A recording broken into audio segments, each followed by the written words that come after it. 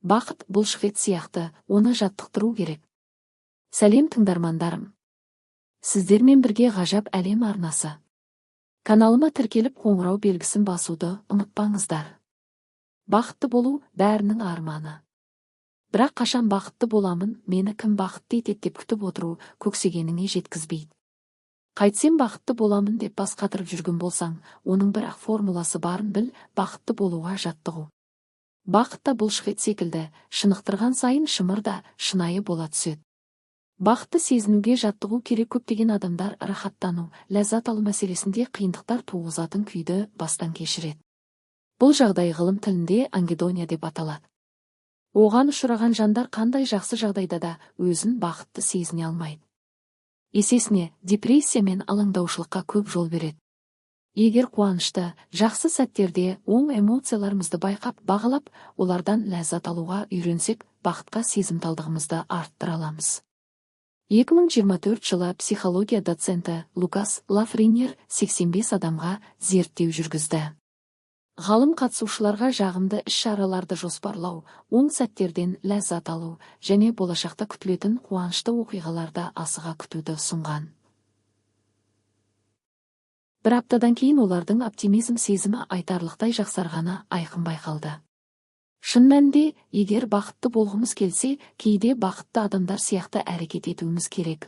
Лафрейнер бақытқа деген сезімталдықты арттыру үшін мынадай жаттығуды сынап көр. Қарапайым нәрседен баста, әр күнге өзіңді бақытты ететін немесе мойныңнан жүк түскендей жеңілдік, рахат сезімін сыйлайтын бір әрекет жоспарла.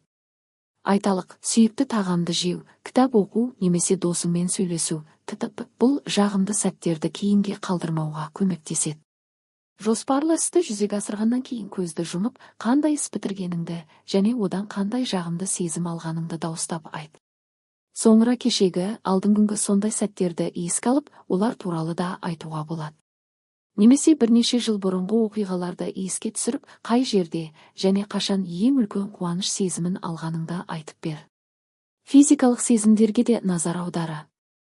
Мысалы, ыстықтап келе жатқанда бетіңе соққан самал жел, тынығып отырғанда көзіңе түсіп ойнаған күннің шуағы. Мақсат, не сезінгеніңді еске түсіру ғана емес, сол сезімдерді күшейтіп қайтадан бастан кешіру. Психологтар бұл процесті позитивті эмоцияларды сезіну деп атайды.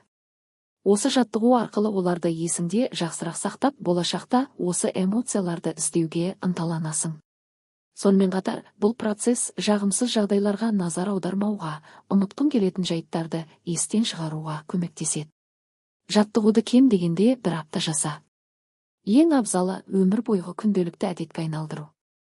Бақыт сезімін күшейтудің басқа да жолдары: қуанышты сипаттауға арналған сөздік қорыңды кеңейтіп, оларды жиірек қолдан. Жақсы, тамаша, ғажап, керемет, көтеріңкі көңіл-күй, таңғалып тұрмын, күш қаталдып жақсы әсерімен, бақытты сәттердегі сезімдерімен бөліс. Бұл тек көңіл-күйіңді жақсартуға ғана емес, басқалармен қарым-қатынасыңды нығайтуға да көмектеседі. Ең жаман деген нәрсенің өзінен жақсы нәрсе табуға тырыс, көре біл. Болашақ жеңістеріңді елестет. Мысалы, шаршап жаттығуға барғың келмей тұрғанда, жаттығу кезінде қуатты болатыныңды, күлгеніңді, одан кейін өзіңе деген ризашылық, мақтану сезімдері туатынын ойла. Әрине, өмірде реалист болу да пайдалы. Ол қауіп-қатерлерге назар аударуға, жаман жағдайларға дайын болуға, қиындықта жол тауып шығуға көмектеседі. Бірақ дәл сол сәттердің өзінде дайын тұрған бақытты байқамай қалмау, жіберіп алмау маңызды.